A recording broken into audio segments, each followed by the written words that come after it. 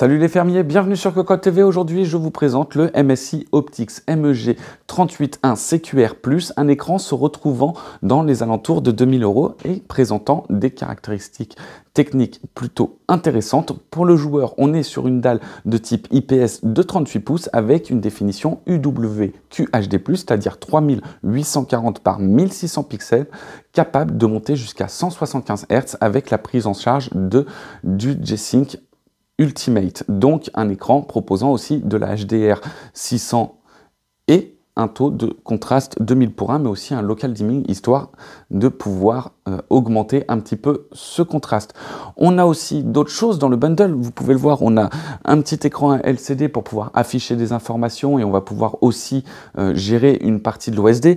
On a ici une petite caméra en 720 pixels, mais aussi on a d'autres choses que je vous montre tout de suite dans la vidéo, mais on a des supports de câbles, on a aussi un support de webcam pour ceux qui voudraient changer la webcam. Bref, un bundle plutôt complet sur un écran qui se veut extrêmement gamer. Alors sur le devant, bien sûr, on a un design borderless sur 3 côtés avec du coup encadrant la dalle IPS de 38 pouces. 38 pouces, c'est quand même assez conséquent. Donc, vous avez vu, ça prend quand même de la place sur le bureau.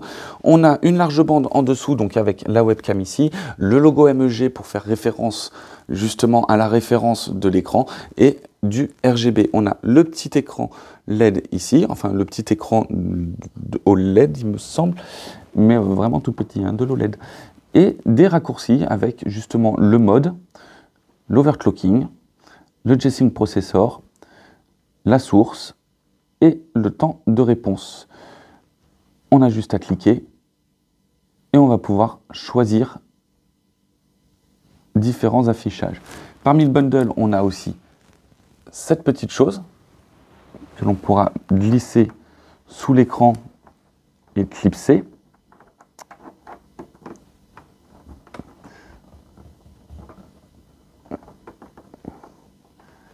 Voilà. Qui porteront juste tout simplement les câbles. On en a un ici, on en a un de l'autre côté.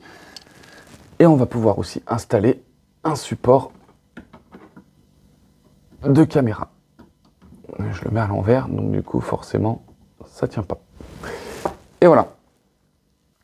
Alors comme vous pouvez le voir, derrière, le carénage est plutôt noir dans l'ensemble, avec des parties plutôt brossées et des parties brillantes qui ressortent aussi du RGB. On a la colonne avec le même type de plastique en brossé, avec un trou pour pouvoir faire le cam management. Sur la partie en haut à gauche, on a un dragon de MSI, le dragon de MSI ressortant en doré, et en dessous, on a le petit joystick de navigation dans l'OSD. En dessous, on a la connectique avec 2 HDMI, un DisplayPort, mais aussi un type B et une prise jack pour pouvoir déporter sur le côté, ici même, l'USB, donc le hub USB avec 2 ports et la prise casque et la prise micro. La base est dans l'ensemble en métal noir et elle est vraiment bien lourde et l'ensemble ne bouge pas trop. Je vous épargne pas le petit tour dans l'OSD avec un petit clic tout simple au niveau du joystick de navigation et vous verrez la page habituelle justement de MSI avec des détails en rouge, des détails en noir. Ici on a mis un peu de transparence, ça fait un peu plus joli. Et donc du coup on a la page jeu avec le mode, l'amplification des foncés, le temps de réponse, le taux de rafraîchissement, le réveil et la dalle écran. Il faut savoir que ces 3 derniers vont afficher en surimpression la chose demandée justement. Donc le taux de rafraîchissement, on va voir le taux de rafraîchissement affiché en surimpression d'écran. On a le processeur G-Sync avec l'eSport G-Sync, le variable, donc le SDR variable black, donc le rétroéclairage variable. On a aussi l'image avec la luminosité qui est indiqué en nit, le contraste, la température couleur, le gamma, le DPY-CBCR sRGB, le HDMI et la taille de l'écran. Ensuite, on a la source d'entrée, donc avec les 2 DisplayPort, enfin les 2 HDMI et le DisplayPort, et bien sûr la détection automatique.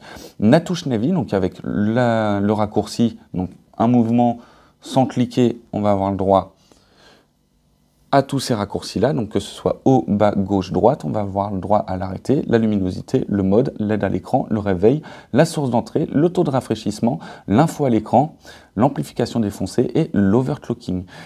Enfin, on a les settings de l'OSD, donc avec la langue en français, la veille prolongée, la transparence, le temps de l'affichage, le RVB Dell, les informations à l'écran, l'overclocking du DisplayPort et la réinitialisation. Et voilà en ce qui concerne la présentation donc de cet écran, le MSI Optix MEG381 CQR+, un écran qui se veut relativement bon en jeu. Il n'a aucun ghosting, il est ultra fluide avec ses 175 MHz, mais aussi on a une très belle image grâce justement, enfin en jeu en tout cas, on a une très belle image grâce justement à ce rétroéclairage variable. Il faut faire tout de même attention quand on travaille avec ce rétroéclairage, on a quand même un petit peu de l'eau, on voit les différentes zones d'affichage suivant les forts contrastes, mais en film ou en jeu, cela devient pas dérangeant puisque le de l'eau est léger. Pour le reste, pour travailler, on va bientôt le passer à la sonde, donc vous en saurez un peu plus sur le test écrit qui se retrouvera sur cocottland.com. En attendant, on se retrouve pour une prochaine vidéo. À très bientôt.